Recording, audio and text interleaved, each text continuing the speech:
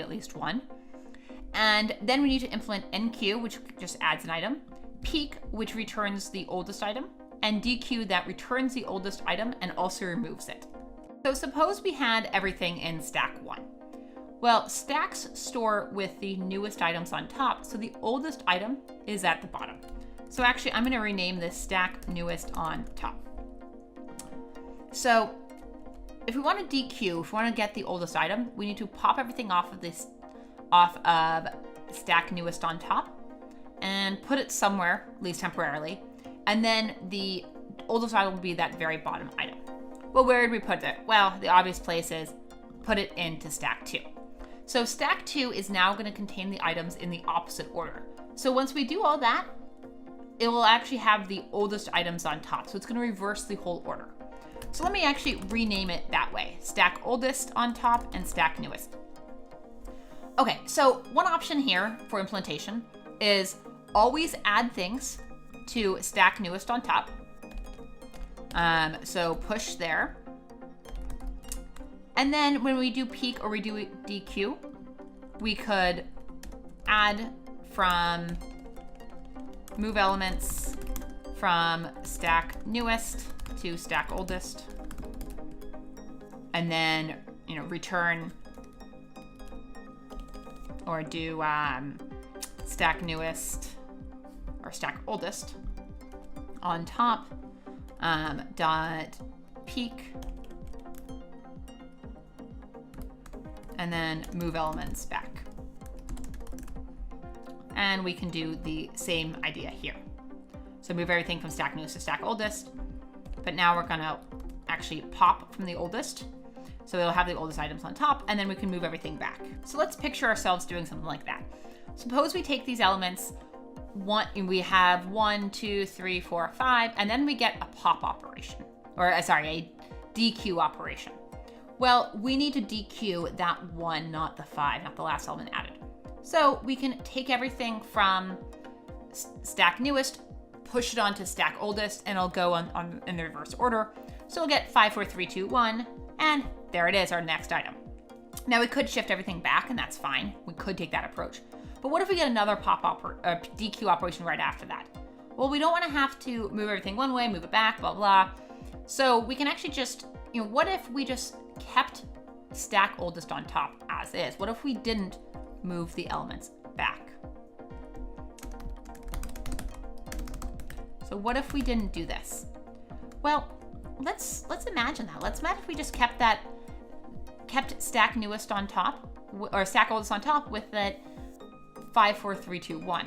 Well, now if we have future peek operations and future DQ operations, we can just move directly from that, and that would actually be great. Well, what about NQ will mess up that order?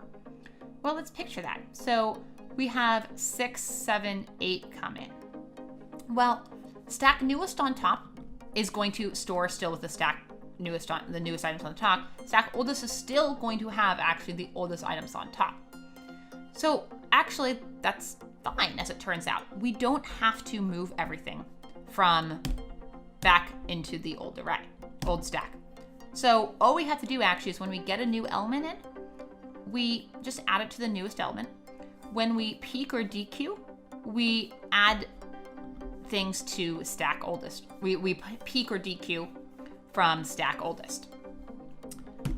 So all we have to do here is just, hey, in case stack oldest is empty, that's when we have to shift elements back and forth.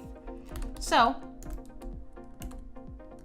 I'm just going to call a shift stacks method on both of these. And then I need to go implement that shift stacks method.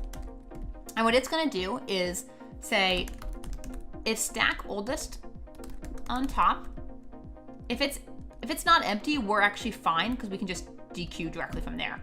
If it is empty, then move everything from stack newest on top into stack oldest.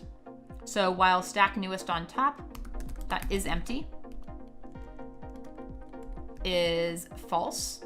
While it's not empty, then stack oldest on top dot push. So push from the top and push everything over. So pop an element from stack newest and push it onto stack oldest. And that's all we have to do. So now let's run this and see how we did. Oop, got 2 little errors. Oh, of course, that should have a return statement there. And we have one other little, just flashing my returns.